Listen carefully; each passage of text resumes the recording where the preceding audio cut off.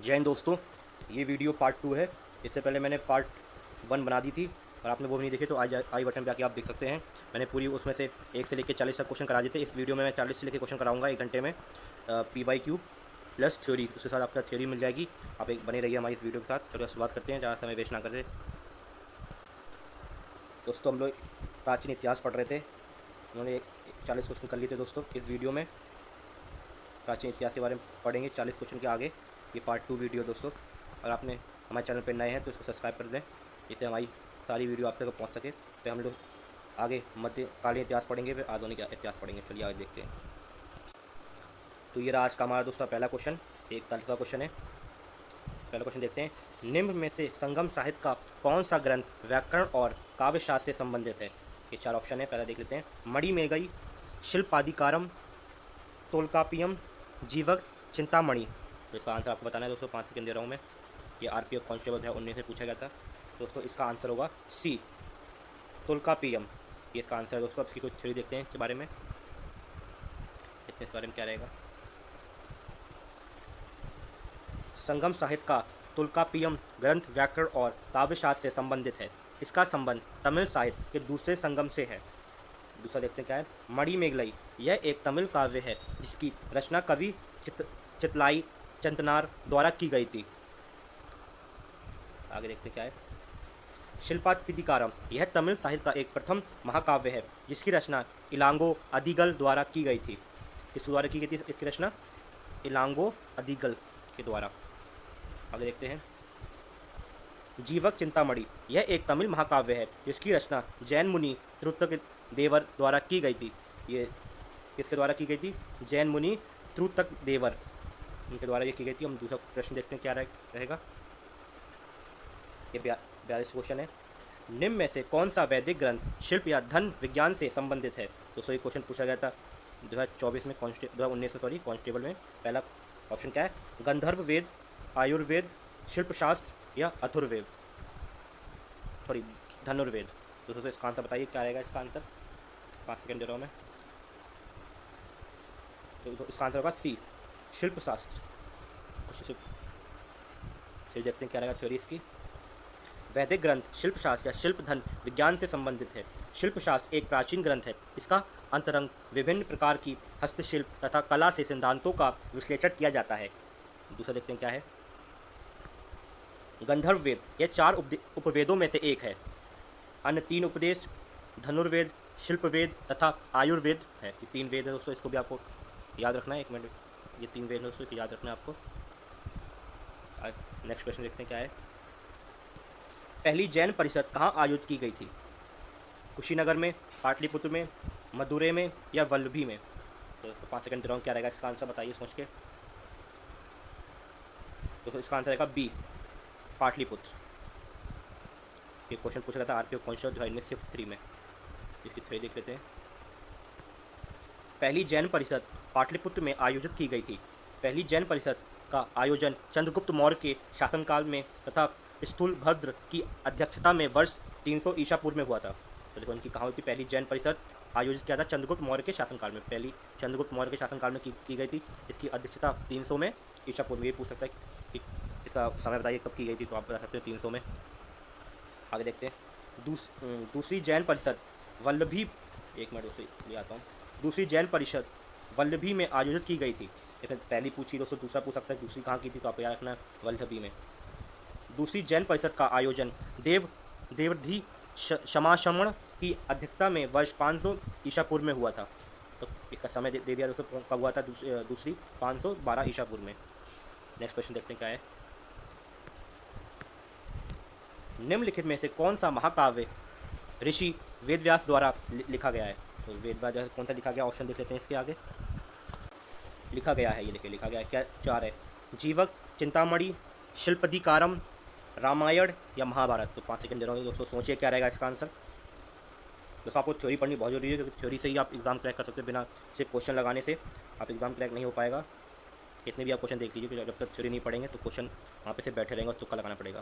दोस्तों इसका आंसर है डी, महाभारत। ये कांस्टेबल में पूछा गया था 2019 में, शिफ्ट 2 में। इसके अपन कुछ थ्योरी देखते हैं क्या बोल रहा है थ्योरी है। डी। ऋषि वेदव्यास द्वारा महाभारत महाकाव्य लिखा गया था? रामायण किसने लिखा था? महर्षि वाल्मीकि ने लिखा था। शिल्पपदिकारम किसने लिखा था? इलांगो अदिगल ने। जीवक चिंतामणि किसने लिखा था? त्रुतक्लेश्वर ये इन्होंने लिखा था। दोस्तों अगर इस प्रश्न में ये पूछा कि ऋषि वेदव्यास ने कौन सा लिखा तो आपने महाभारत लगा दिया। अगले अगले एग्जाम में ये पूछ सकता है कि रामायण किसने लिखा था, शिल्पदिकारम किसने लिखा था, तो जीवक चिंतामणि किसने लिखा, तो आप बता सकते हो इनमें। तो थ्योरी पढ़ना बहुत जरूरी है, आप याद रखिए। वीडियो को कम से कम 1 या 2 बार तो दोस्तों देखिए, क्योंकि आप एक बार वीडियो देखने से याद नहीं रहेगा, भूल जाएंगे आप फिर से। 45 क्या बोल रहा है? पाणिनि द्वारा लिखित अष्टाध्यायी पुस्तक का विषय क्या है? ज्योतिष, विज्ञान, व्याकरण, अंकगणित। दोस्तों ये RPF कॉन्स्टेबल 2019 पूछा गया था। 5 सेकंड दे रहा हूँ, क्या रहेगा इसका आंसर? तो इसका आंसर है सी, व्याकरण। आंसर देखते हैं इसका। पाणिनि द्वारा, एक मिनट, पाणिनि द्वारा लिखित अष्टाध्यायी पुस्तक का विषय व्याकरण था। महर्षि पाणिनि संस्कृत भाषा के प्रसिद्ध व्याकरण थे। इनकी प्रसिद्ध पुस्तक अष्टाध्यायी या 8 अध्याय थे। इसके कितने अध्याय थे? 8 अध्याय थे इसके। नेक्स्ट प्रश्न देखते हैं क्या है। राजकूट राजवंश का संस्थापक कौन है? पूछा गया राजकूट राजवंश का संस्थापक पूछ लिया क्या है? पुलकेशिनी, दंडीदुर्ग, शतकर्णी, अमोघ वर्ष। तो RPF कॉन्स्टेंट पूछा गया था 2019 में। तो क्या रहेगा? 5 सेकंड दे रहा हूँ। तो क्या रहेगा? सोचिए थोड़ा इसका आंसर। तो इसका आंसर है अपना बी, दंडीदुर्ग। इसका आंसर बी है, बी। कुछ इसमें थ्योरी देखते हैं, क्या थ्योरी क्या बोल रही है। राजकूट राजवंश का संस्थापक दंडीदुर्ग था। ये देखिए, दंडीदुर्ग प्रथम भी कहा जाता है। राजकूट राजवंश का शासनकाल 6वीं से 13वीं शताब्दी तक चला। इसका दोस्तों समय पूछ सकता है कि कब चला, तो आपको याद रखना 6वीं से 13वीं तक। राजकूट राजवंश से भारत की उत्तरी, दक्षिण तथा मध्य भाग से शासन किया था। तो कहाँ से किया था? दक्षिण तथा मध्य भाग से। नेक्स्ट पर देखते हैं। चंद्रगुप्त मौर्य का उत्तराधिकारी कौन है? तो चंद्रगुप्त मौर्य का उत्तराधिकारी पूछ लिया कौन है? दशरथ, बिंदुसार, चाणक्य या अशोक। सोचिए क्या है। कॉन्स्टेंट पूछा गया था 2019 में प्रश्न। तो दोस्तों इसका आंसर है बी, बिंदुसार।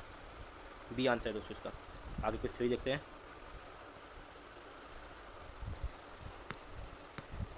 चंद्रगुप्त मौर्य ने उत्तराधिकारी बिंदुसार था। हीरा चंद्रगुप्त मौर्य ने मौर्य साम्राज्य की स्थापना की थी। चंद्रगुप्त मौर्य के पुत्र का नाम बिंदुसार था। ये देखो ये रहा। बिंदुसार के पुत्र का नाम अशोक था। दोस्तों देखो इस प्रश्न में पूछ लिया कि चंद्रगुप्त मौर्य का कौन सा क्या पुत्र था? बिंदुसार पूछ लिया। अगले एग्जाम में ये पूछ सकता है कि बिंदुसार का पुत्र कौन था? तो अशोक आप टिका सकते। अगर आपने थ्योरी पढ़ी तो कर सकते हैं, अगर नहीं पढ़ी तो फिर नहीं लगा पाएंगे।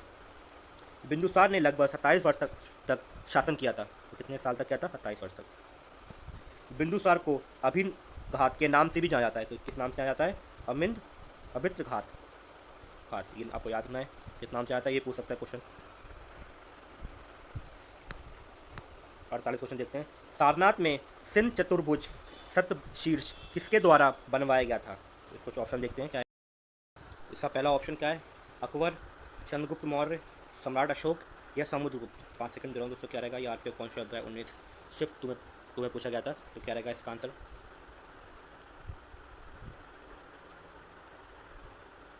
तो इसका आंसर है सम्राट अशोक, सी आंसर। आगे देखते हैं, इसकी थ्योरी देखते हैं।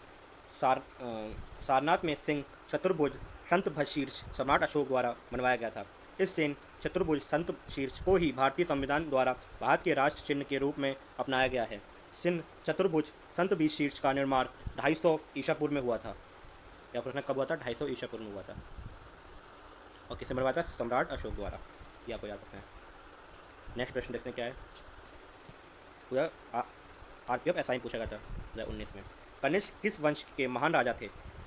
चोल के, चेर के, कुषाण के या चालुक्य के? आपको 5 सेकंड दे आंसर सोचिए क्या रहेगा इसका आंसर। तो इसका आंसर है सी, कुषाण के। इसका थ्योरी देखते हैं क्या है थ्योरी इसकी। कनिष्क कुषाण वंश के महान राजा थे। कुषाण वंश का संस्थापक कुंजल कर्णफिसेस था।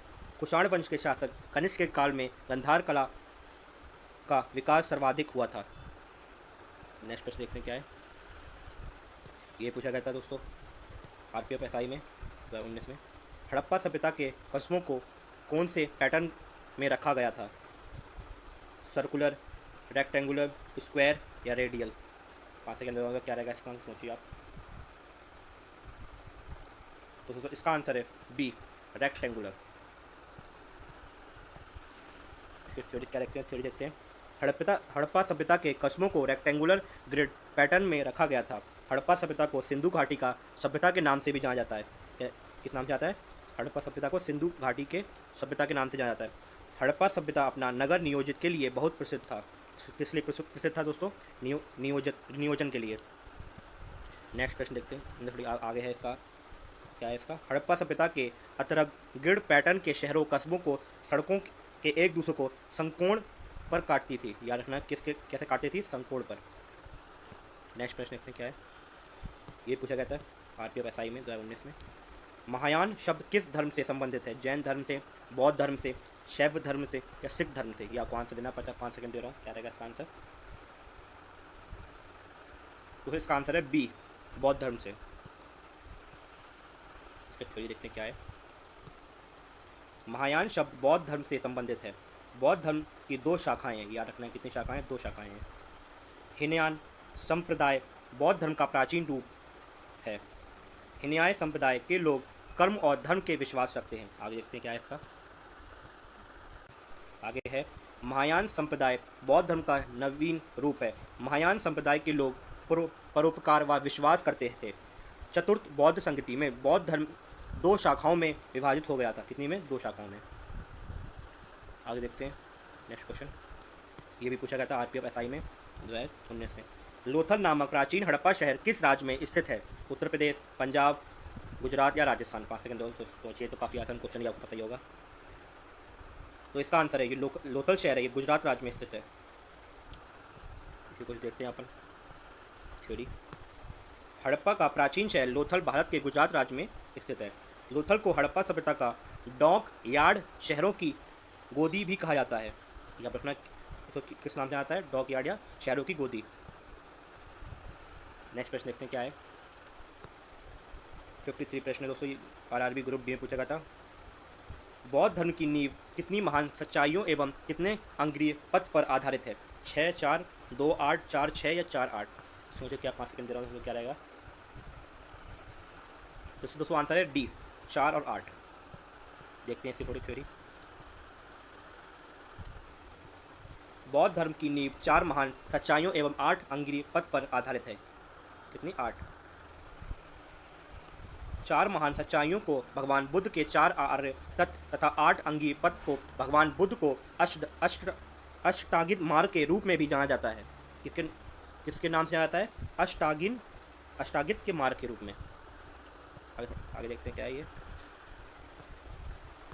भगवान बुद्ध के 4 आर्य तत्व निम्नलिखित हैं। दुख का कारण, दुख के कारण का निवारण, दुख निवारण का मार्ग। भगवान बुद्ध के अष्टांगिक मार्ग निम्नलिखित में से हैं। ये देखते हैं क्या है। समय दृष्टिकोण, समय संकल्प, समय वजन, समय कर्म, समय आजीविका, प्रयास, स्मृति, समाधि। ये आपको याद रखना है दोस्तों। इनमें से कोई से पूछ सकता है, इसीलिए थ्योरी पढ़नी जरूरी है। नेक्स्ट प्रश्न देखते हैं क्या है। ग्रुप, एक मिनट दोस्तों, ये ले लो ये पेन। ग्रुप डी का। गौतम बुद्ध ने अपने उपदेशों में जन साधारण की किस भाषा का प्रयोग किया था? मगधी, संस्कृत, प्राकृत, पाली। ये दोस्तों मैंने कल भी अलग क्वेश्चन कराया था, कौन सी भाषा थी, आपको पता होगा। सोचिए, 5 सेकंड दे रहा हूँ इसको। तो इसका आंसर है डी, पाली। कुछ चलिए देखते हैं इसकी। एक मिनट दोस्तों, क्या हो गया। गौतम बुद्ध ने अपने उपदेशों में जन साधारण के भाषा पाली का प्रयोग किया था। पाली भाषा का उद्भव 6ठी शताब्दी में हुआ था। पाली प्राचीन भारत की एक भाषा है। नेक्स्ट प्रश्न देखते हैं क्या है। त्रिपिटक पवित्र धर्म ग्रंथ कौन सा धर्म से संबंधित है? हिंदू धर्म, पारसी धर्म? आगे देख। तीसरा ऑप्शन है जैन धर्म। एक मिनट, जैन धर्म या बौद्ध धर्म? 5 सेकंड दे रहा हूँ दोस्तों, क्या रहेगा इसका आंसर? RRB ग्रुप डी में पूछा गया था ये 18 में। तो इसका आंसर है डी। इसका आंसर है डी, बौद्ध धर्म। ये बौद्ध धर्म से संबंधित है। इसी को देख लेते हैं, थ्योरी देखते हैं क्या आएगी। त्रिपिटक पवित्र धर्म ग्रंथ बौद्ध धर्म से संबंधित है। त्रिपिटक की भाषा पाली है। बौद्ध धर्म का उद्भव 6ठी ईसा पूर्व माना जाता है। कौन से माना जाता है उद्भव? 6ठी ईसा पूर्व का। नेक्स्ट प्रश्न देखते हैं क्या है 56। ये NTPC में पूछा गया था दोस्तों। उस बौद्ध ग्रंथ का नाम बताइए जिनमें भिक्षुओं के लिए नियमों का उल्लेख वर्णित है। त्रिपिटक, विनय पिटक, अभिनव पिटक, सूत्र पिटक। ये RRB NTPC में 2021 में पूछा गया था। 5 सेकंड दे रहा हूँ दोस्तों, क्या रहेगा इसका आंसर मुझे बताइए। अगर दोस्तों वीडियो अच्छी लगी तो लाइक कीजिए, लाइक करना नहीं करना तो दोस्तों सब्सक्राइब जरूर कीजिए कि आपकी जो भी हमारी वीडियो आएंगी तो आप तक पहुँच जाएंगे सबसे पहले। तो थ्योरी इसलिए पढ़ा रहा हूँ क्योंकि दोस्तों यूट्यूब में क्या सिर्फ क्वेश्चन लगाते हैं, आपको सिर्फ मॉक टेस्ट लगाते रहते हैं, उससे दोस्तों कुछ नहीं होगा। कितना भी मॉक टेस्ट लगा दीजिए, कितना भी क्वेश्चन लगा दीजिए, एग्जाम नहीं निकले 2 या 3 से ही क्वेश्चन उसमें फंसते हैं, सिर्फ मात्र 2 या 3 से, और बाकी सब आपको तुक्का लगाना पड़ता है वहाँ पे, क्योंकि मैंने भी दोस्तों ये सब गलतियाँ की है, इसलिए मैं यहाँ पे लगा रहा हूँ। आपको यहाँ पे मैं टॉपिक वाइज क्वेश्चन पढ़ाऊँगा, सारे टॉपिक वाइज आपको एक से लेकर लास्ट तक को पढ़ाऊँगा। सारी PDF जितने भी क्वेश्चन होंगे, जितने भी अपने थ्योरी होगी, सारी आपको मैं लेके लाऊँगा। तो आप बताइए इसमें क्या रहेगा आंसर, A, B, C या D? तो इसका आंसर है B, विनय पिटक। विनय पिटक इसका आंसर B है। अब दोस्तों आगे देख लेते हैं, देखिए थ्योरी देखते हैं क्या रहेगी। बौद्ध धर्म के पवित्र ग्रंथ त्रिपिटक की भाग विनय पिटक में भिक्षुओं के लिए नियमों का उल्लेख वर्णित है। तो दोस्तों ये इसमें जो त्रिपिटक के भाग है विनय पिटक, उसमें भिक्षुओं का जो नियम है उसमें उल्लेख है। दोस्तों नेक्स्ट प्रश्न में क्या है, RRB NTPC पूछा गया था। बौद्धित्व की अवधारणा में से किससे संबंधित है?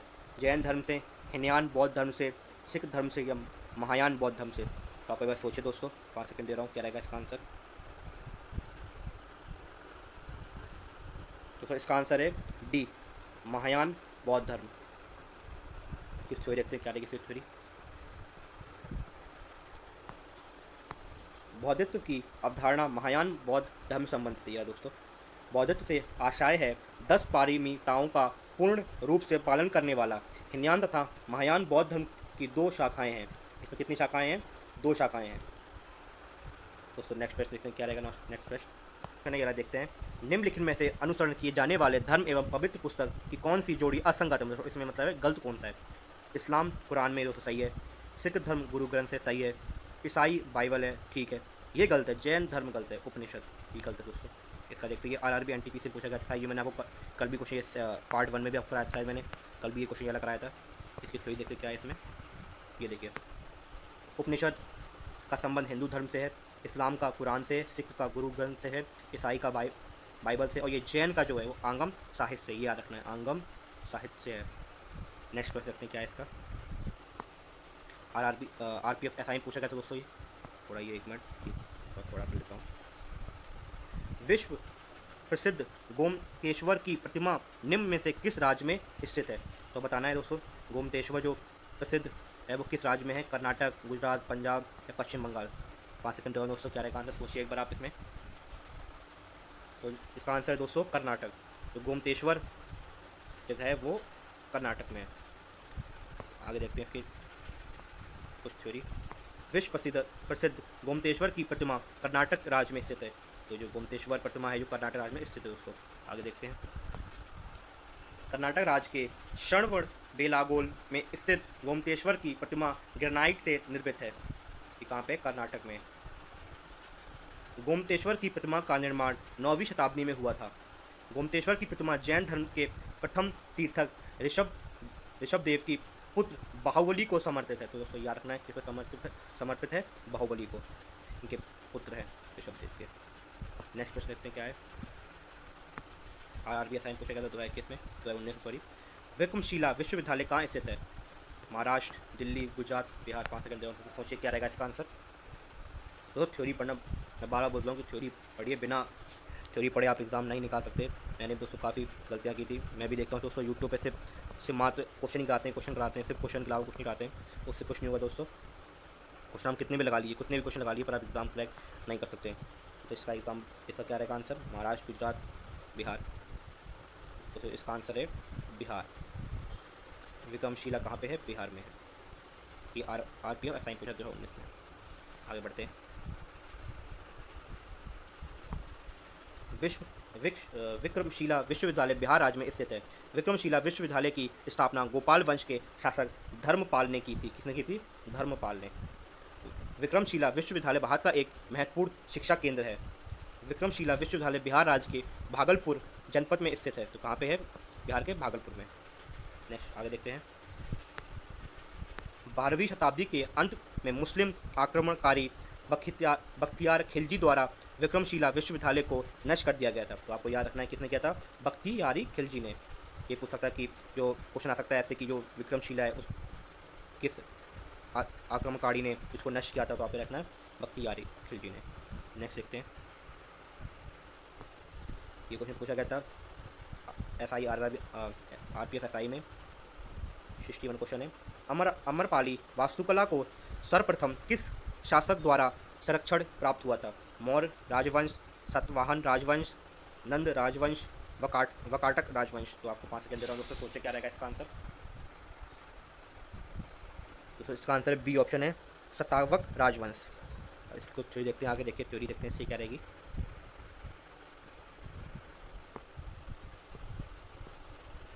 अमरपाली वास्तुकला को सर्वप्रथम सातवाह राजवंश द्वारा संरक्षण प्राप्त हुआ था। सातवाह राजवंश दक्षिण भारत का एक प्रमुख राजवंश था। तो कहाँ का दोस्तों ये कहा प्रमुख था? दक्षिण भारत का।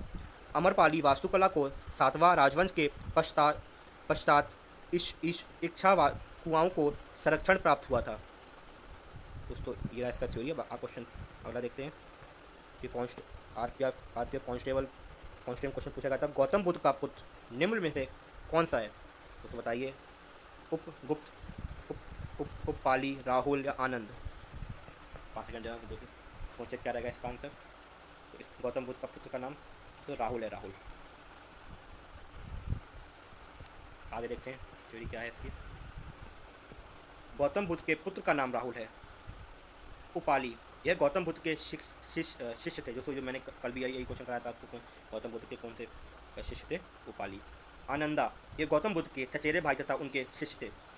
उपगुप्त, ये सम्राट अशोक के गुरु थे। उपगुप्त कौन थे? सम्राट अशोक के गुरु थे। ये पूछ सकता क्वेश्चन। नेक्स्ट क्वेश्चन देखते हैं। निम्न से यक्ष में से कौन सा घोड़े के बलिदान से संबंधित है? इसके आगे ऑप्शन देखते हैं क्या रहेगा। तो ये दोस्तों इसके ऑप्शन क्या फर्स्ट क्या है? आजपेय यज्ञ, अग्निकष्टम यज्ञ, अश्वमेघ यज्ञ या राजसूत यज्ञ। क्या है? राजसूय यज्ञ। तो क्या रहेगा इसका आंसर? तो 5 सेकंड दे रहा हूँ मैं दोस्तों। यार के क्वेश्चन पूछा 2019 में। तो इसका आंसर है सी ऑप्शन है, अश्वमेध यज्ञ। लगा देता हूँ मैं, ये रहा सी ऑप्शन है इसका आंसर। आगे बढ़ते हैं, क्या है इसका देखते हैं। अश्वमेध यज्ञ घोड़े के बलिदान से संबंधित है। अश्वमेध यज्ञ का प्राचीन काल के वैदिक यज्ञों से प्रमुख स्थान है। अश्वमेध शब्द में अश्व शब्द का अर्थ घोड़ा तथा मेघ शब्द का अर्थ बलि होता है। तो आपको ये समझ में आ गया होगा दोस्तों, एक घोड़े का होता है जो मतलब इसमें क्या अपना राज बढ़ाने के लिए एक घोड़े का यज्ञ करते हैं कि घोड़ा दौड़ता रहेगा, वो जहाँ तक रुकेगा वहाँ तक उस राजा का शासन हो जाएगा। ये वाला यज्ञ रहता है। नेक्स्ट देखते क्या रहेगा इसके। ये RPF कॉन्स्टेंट पूछा गया था। दिगंबर और शवेंतवाम्बर पद का संबंध किस धर्म से संबंधित है? बौद्ध धर्म से, जैन धर्म से, ईसाई धर्म से, इस्लाम धर्म। 5 सेकंड सब क्या रहेगा इसका आंसर सोचिए। तो इसका आंसर है बी, जैन धर्म से। तो दिगंबर और श्वेतांबर जैन धर्म से संबंधित है।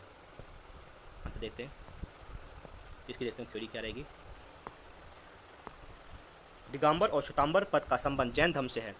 जैन धर्म को श्वेतांबर और दिगंबर को समुदायों में बांटा गया है। इतने 2 समुदाय में बांटा गया दोस्तों। श्वेतांबर समुदाय के साधु श्वेत वस्त्र और दिगंबर समुदाय के साधु नग्न वस्त्र में रहते हैं। इसका मतलब है दोस्तों जो अपना जैन धर्म है इसमें एक मैं हटा देता हूँ, से बताता हूँ आपको 1 मिनट। इसमें जो जैन धर्म है उसमें 2 समूह में बांटा गया है, एक और दूसरे। एक को बोलते हैं दिगंबर, दूसरे बोलते हैं श्वेतांबर। जो एक होते हैं दिगंबर वो क्या इसमें वस्त्र पहनते हैं, और जो श्वेतांबर हैं वो नग्न वस्त्र में रहते हैं। तो ये क्या चाहता है इसमें। जैन धर्म का स्थूलभद्र के विषय श्वेतांबर और बृहद्बाहु के शिष्य दिगंबर कहे हैं।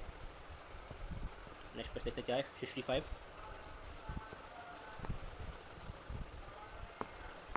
ये RPF कॉन्स्टेबल 19 पूछा गया था। निम्नलिखित में से कौन सा दर्शन तार्किक सोच को तकनीक में विश्वास करता है?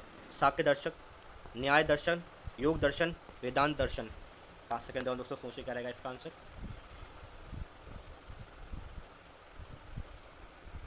दोस्तों इसका आंसर है बी, ये न्याय दर्शन।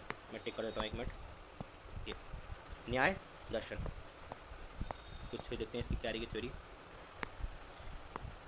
न्याय दर्शन तार्किक सोच को तकनीक में विश्वास करता है। न्याय दर्शन 6 वैदिक दर्शनों में से एक है।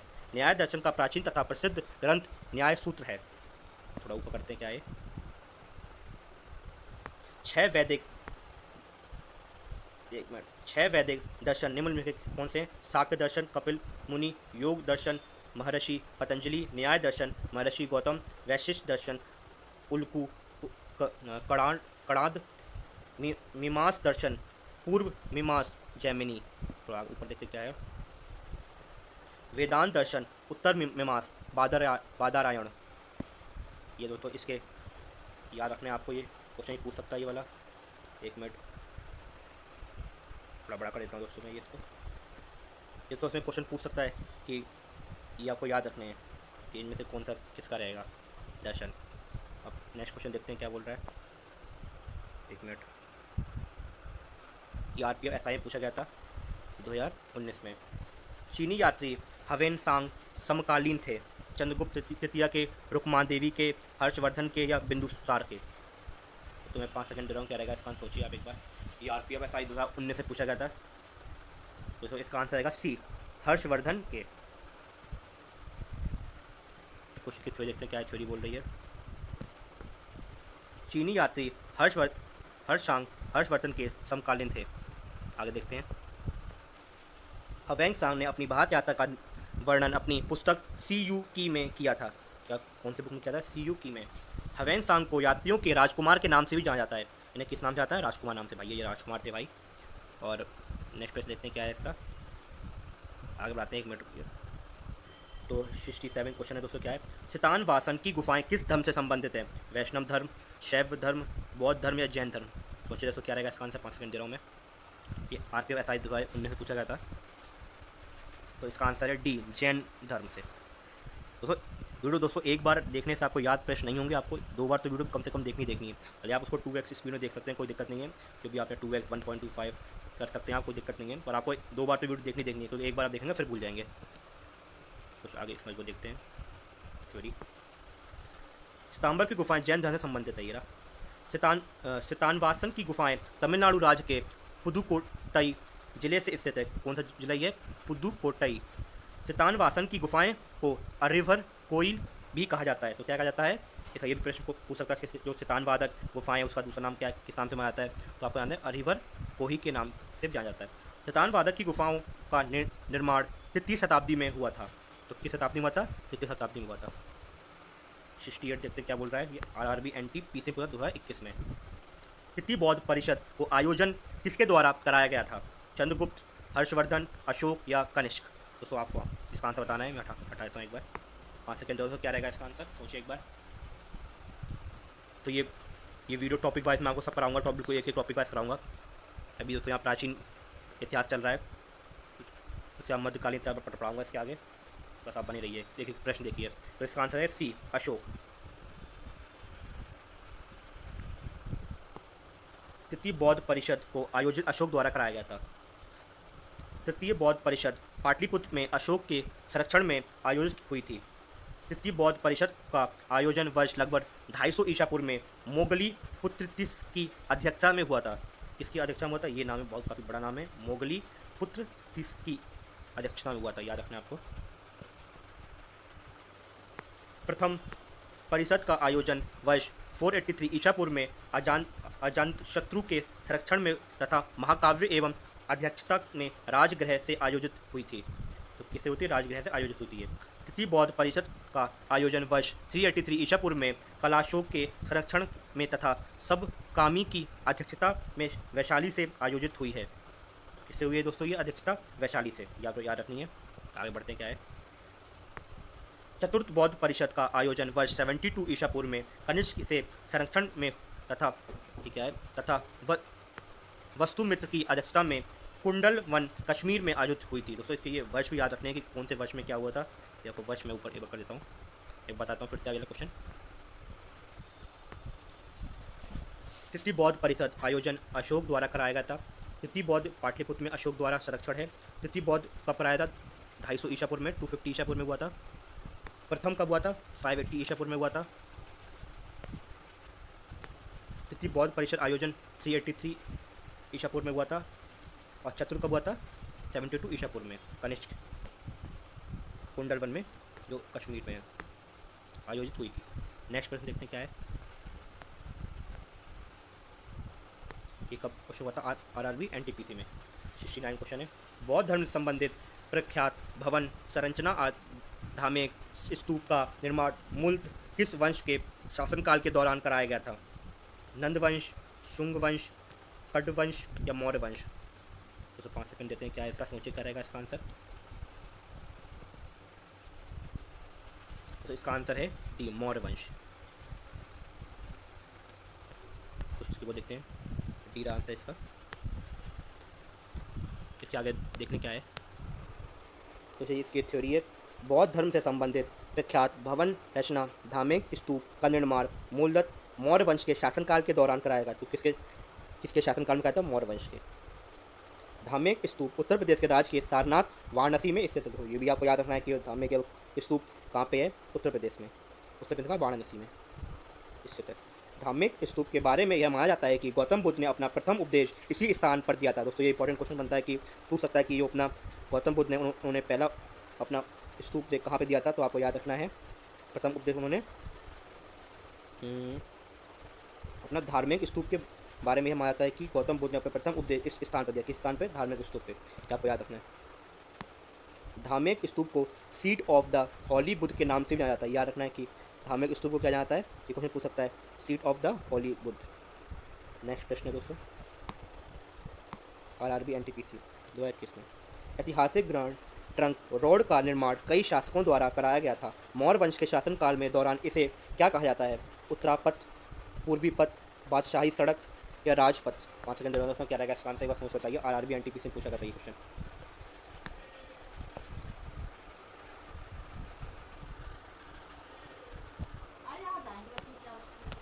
दोस्तों क्या है इसका आंसर?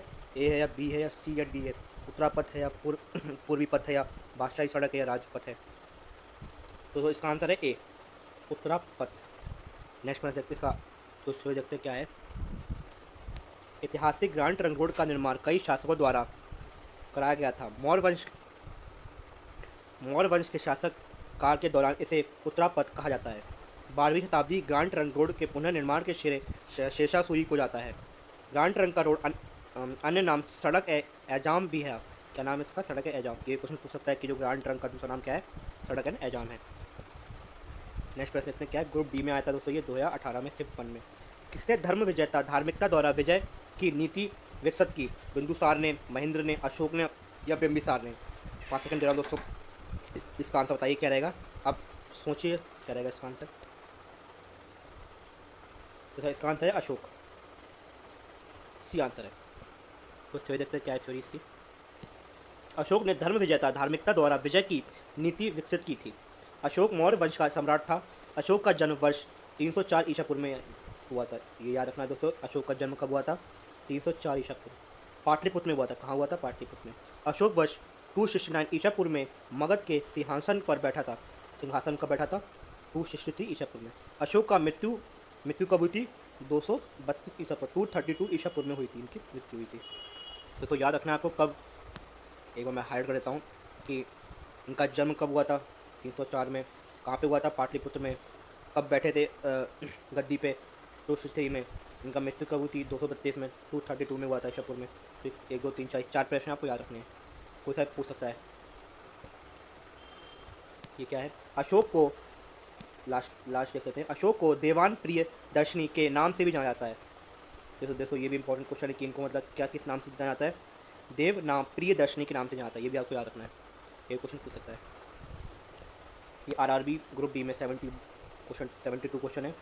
बात करें क्वेश्चन क्या है। प्रसिद्ध कलिंग युद्ध के सम्राट अशोक को युद्ध छोड़ने और बौद्ध धर्म अपनाने के लिए प्रेरित किया था। यह युद्ध उड़ीसा में कब लड़ा गया था? तो युद्ध पूछ लिया कि इनका युद्ध हुआ था कब, जो उड़ीसा में लड़ा गया था। ये भी याद रखना है, इनका युद्ध कहाँ लड़ा गया था? उड़ीसा में। और कब लड़ा हुआ था? 263 ईसा पूर्व, 262 ईसा पूर्व, 260 ईसा पूर्व, 264 ईसा पूर्व। तो क्या आपको बताना है कौन सा है? 5 सेकंड देता हूँ दोस्तों। क्या रहेगा इसका आंसर? तो इसका आंसर है ए, 261 ईसा पूर्व। ए आंसर है इसका। ये ग्रुप डी में पूछा गया था। प्रसिद्ध कलिंग युद्ध के सम्राट अशोक को युद्ध छोड़ने और बौद्ध धर्म अपनाने के लिए प्रेरित किया था। यह युद्ध उड़ीसा में वर्ष 236 ईसा पूर्व में लड़ा गया था। याद रखना है कहाँ पे? उड़ीसा में। और कब? 261 में। अब नेक्स्ट क्वेश्चन देखते हैं आगे क्या है। तो ये कुछ अभी इसकी बची थी थ्योरी आगे तो देख लेते हैं दोस्तों। अगर आप ऐसे पढ़ोगे तो आपका एग्जाम निकलना थोड़ा आसान हो जाएगा। ये मतलब आप साथ में PYQ भी लगा रहे हो, ठीक है, और साथ में फिर थ्योरी पढ़ रहे हो उसी क्वेश्चन की, तो ये काफ़ी सही रहेगा आपके लिए। तो फिर थ्योरी देखते हैं क्या है थ्योरी इसकी। सम्राट अशोक ने युद्ध छोड़ने तथा बौद्ध धर्म अपनाने का फैसला कलिंग युद्ध में हुआ था। भयंकर नरसंहार को देखते लिया था। कलिंग युद्ध सम्राट अशोक और कलिंग के राजा अनंत पद्मनाभन के मध्य हुआ था। किसके मध्य हुआ था? कलिंग और राजा अनंत और पद्मनाभन के मध्य हुआ था। इस युद्ध में सम्राट अशोक ने विजय हुआ, जिसका उल्लेख सम्राट अशोक ने 13वें शिलालेख में वर्णित है। दोस्तों इस जो राजा का युद्ध हुआ था इसमें विजेता कौन रहे? अपने अशोक रहे। अशोक इन्होंने जीता है। इन्होंने अपना उल्लेख 13वें शिलालेख में वर्णित किया गया है। नेक्स्ट प्रश्न देखते हैं क्या है। RRB ग्रुप डी में पूछा गया था। सम्राट अशोक ने पत्थर के स्तंभों और पत्थर के तख्तों पर अपने कितने आदेश उत्कीर्ण करवाकर अपने राज्य के प्रमुख स्थान पर स्थापित किया ताकि लोग तदनुसार आचरण करें सके? 8, 10, 14, 15। 5 सेकंड दोनों क्या रहेगा इसका आंसर सोचिए आप। तो इसका आंसर है सी, 14। मैंने मतलब 14 बार इसका आचरण किया। कुछ इसका वो देखते हैं थ्योरी। सम्राट अशोक ने पत्थर के स्तंभों और पत्थर के तख्तों पर अपने 14 आदेश उत्कीर्ण करवाकर अपने राज्य के प्रमुख स्थानों पर स्थापित किया ताकि लोग तदनुसार आचरण करें। सम्राट अशोक ने समय के इतिहास की जानकारी हमें इन्हीं 14 शिलालेखों में के द्वारा प्राप्ति होती है। सम्राट अशोक ने शिलालेख सबसे पहले 1837 ईसा में जेम्स प्रिंसेस ने पढ़े। उन्होंने सबसे पहले इनको किससे पढ़े? 1837 में, 1837 में जेम्स प्रिंसेप का नाम है, इन्होंने पढ़े। नेक्स्ट देखते हैं। RPF फंक्शन पर 19 पूछा गया था। हर्य वंश का स्थापक कौन था? हर्य वंश का स्थापक कौन है? शिशुनाग, उदयन, बिंबिसार, घनानंद। 5 सेकंड दोस्तों क्या रहेगा इसका आंसर सोचिए। 74 का क्वेश्चन। तो इसका आंसर है सी, बिंबिसार। तो अगर आप चैनल नए हैं तो सब्सक्राइब कर दें जिससे आपकी मेरी वीडियो सबसे पहले आपके पास पहुँचे। तो सेकंड इसका कुछ थ्योरी देखते हैं। हर्य वंश का स्थापना बिंबिसार था। हर्य वंश का स्थापक बिंबिसार को शैक्षणिक के नाम से भी जाना जाता है। इस नाम से शैक्षणिक नाम से भी। हर्य वंश का स्थापक 544 ईसा पूर्व में, 544 ईसा पूर्व में हुआ था। हर्य वंश का राजधानी ग्रीवेज राजगृह था। इसकी राजधानी पूछ सकता है, राजधानी क्या था? ग्रीवेज। नेक्स्ट क्वेश्चन देखते हैं। ये RRB कॉन्स्टिट्यूंट पूछा 2019 शिफ्ट 3 में। निम्नलिखित में से कौन सा साम्राज्य सबसे लंबी अवधि तक रहा? प्रतिहार, पाल, सेन या राजपूत? दोस्तों 5 सेकंड दौरान सोचिए आंसर क्या रहेगा। काफ़ी इंपॉर्टेंट क्वेश्चन बन जाता है ये वाला। 75 क्वेश्चन है ये। तो इसका आंसर है बी, पाल। कुछ थ्योरी देखते हैं इसकी। उपरोक्तों में से पाल साम्राज्य सबसे लंबी अवधि तथा रहा। प्रतिहार साम्राज्य का शासनकाल अवधि 8वीं से 11वीं शताब्दी तक रहा। पाल साम्राज्य का शासन अवधि 750 से 1174 तक रहा। सेन साम्राज्य शासन अवधि 1070 से 1230 ईसा पूर्व में रहा। तो याद रखना है। इसका ये अपना पूछ लिया। अगली बार क्वेश्चन ये पूछ सकता है, ये पूछ सकता है, ये पूछ सकता है, तो आपको तैयार रहना है कि कोई से पूछे। दोस्तों ये इसका लास्ट थ्योरी है। राजपूत साम्राज्य का शासनकाल अवधि कब रहा? 735 से लेकर 982 ईसा तक। ठीक है, तो ये इसका है। तो सबका याद रखना है आपको। कोई सवाल है तो कोई सा टिक लगा दो। नेक्स्ट क्वेश्चन 76 है। सातवाहनों द्वारा उपयोग किया जाने वाला तांबा और चांदी का निरीक्षण क्या कहलाता है? टंका, जीतल, पोटिन, निष्क, RPF ऐसा ही पूछा जाएगा। 5 सेकंड दोस्तों क्या रहेगा इसका आंसर बताइए आप। तो इसका दोस्तों आंसर है सी, पोटिन। ये सी आंसर इसका। नेक्स्ट क्वेश्चन देखते हैं क्या है। सातवाहनों द्वारा उपयोग किया जाने वाला तांबा और चांदी का निरीक्षण पोटिन कहलाता है। पोटिन।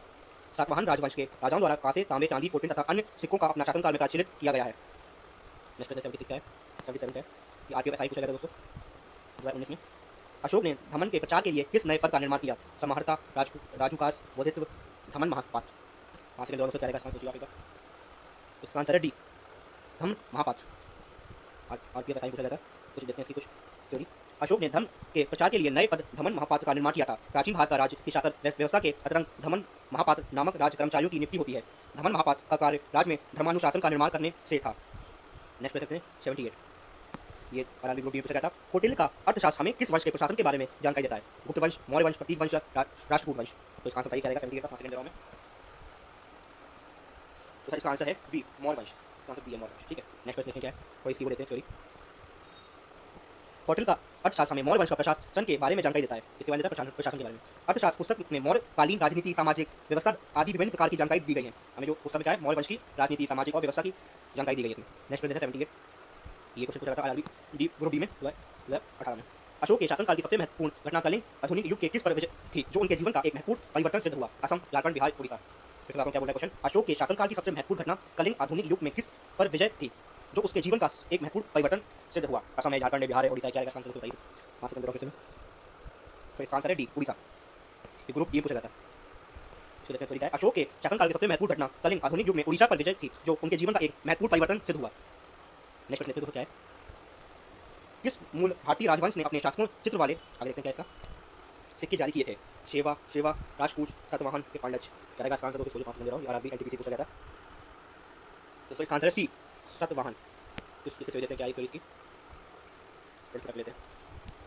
भारतीय राजवंश सातवाहन ने अपने शासकों को चित्र वाले सिक्के जारी किए थे। सातवाहन वंश प्राचीन भारत का एक प्रमुख राजवंश था। सातवाहन वंश की राजधानी प्रतिष्ठान थी। दोस्तों ये इसका बड़ा क्वेश्चन बन सकता है कि इसकी सातवाहन की राजधानी क्या है? प्रतिष्ठान थी। सातवाहन वंश का स्थापना सुमुख थे। स्थापक कौन थे? सुमुख थे। ये भी बड़ा क्वेश्चन है, कौन से स्थापक थे, कौन सी राजधानी थी, ये पूछ सकते हैं। सातवाहन वंश के शासकों ने तांबे, चांदी, शीशे, कांसे तथा कोटिन के सिक्के जारी किए थे। तो उन्होंने कौन से सिक्के जारी किए थे? तांबे के, चांदी के सिक्के, शीशे के, कांसे के। क्या रखना आपको। सातवाहन वंश में राजभाषा के रूप में प्राकृत भाषा का प्रयोग था। कौन सी भाषा का प्रयोग था? प्राकृत भाषा का। नेक्स्ट देखते हैं क्या है इसका। सातवाहन वंश के बारे में जानकारी मत्स्य पुराण में मिलता है। कौन सा पुराण मिलता है? मत्स्य पुराण में। सातवाहन वंश का शासकों ने मुख्यतः दक्षिण भारत के हिस्से पर शासन किया। इन्होंने किस हिस्से का शासन किया? दक्षिण भारत के हिस्से में। तो यार आज का लास्ट प्रश्न है 81, क्योंकि 1 घंटे की वीडियो हो जाएगी। ये मैंने पार्ट 1 में भी आपको 40 क्वेश्चन करवाए थे, पार्ट 2 में मैं आपको 40 क्वेश्चन करवा रहा हूँ। पार्ट 2 भी आएगी, उसके आगे मैं आपको कराऊंगा, जितने क्वेश्चन बचेंगे 30-35 बाकी वीडियो में करा दूँगा। देखते हैं क्या है इसका आंसर है। उस महान व्यक्ति का नाम बताइए जिसने भारत का बीज गणित के क्षेत्र का महत्वपूर्ण योगदान था। शरद, ब्रह्मगुप्त, वराहमिहिर या आर्यभट्ट। आरबीएनटी से पूछा जाए किसमें क्या रहेगा? 5 सेकंड दोस्तों में। इसका आंसर बताइए क्या रहेगा 81 का। तो इसका आंसर है डी, आर्यभट्ट। ये डी, आर्यभट्ट। ठीक है, इसी को थोड़ी देखते हैं क्या है। आर्यभट्ट ने भारत में बीज गणित के क्षेत्र पर महत्वपूर्ण योगदान दिया। आर्यभट्ट का जन्म 476 ईसा में पाटलिपुत्र वर्तमान पटना में हुआ था। जन्म कब हुआ था? 476 में, और कहाँ पे? पाटलिपुत्र, पटना में। आर्यभट्ट का भारत के महान गणितों में से महत्वपूर्ण स्थान था। आर्यभट्ट ने 2 प्रमुख पुस्तकें आर्यभट्टीय और आर्यभट्ट सिद्धांत की रचना की थी। तो इनकी बुक का भी नाम आपको याद रखना है। ये 2 बुक है, कौन सी की? एक मिनट, एक आपकी ये वाली बुक है और एक आर्यभट्ट वाली बुक है। ठीक है, आपको याद रखनी है। या दोस्तों लास्ट क्वेश्चन तक हो गया क्वेश्चन दोस्तों। अगर आपको वीडियो अच्छा लगी तो लाइक कर दें, अगर आपको लाइक नहीं करना सब्सक्राइब करिए, जिससे आपको हमारी जो भी वीडियो आपको मिल जाए। हमने इसकी प्लेलिस्ट बना दी दोस्तों, सारी वीडियो में प्लेलिस्ट में डाल दूँगा, चेक कर सकते हैं सारी। दोस्तों मैं टॉपिक वाइज क्वेश्चन कराऊंगा, सारे टॉपिक वाइज आपको क्वेश्चन मिलेंगे। कोई दिक्कत नहीं लगी दोस्तों, जो भी प्रश्न है हमें कमेंट में बता दो, मैं सारी प्रश्न आंसर बता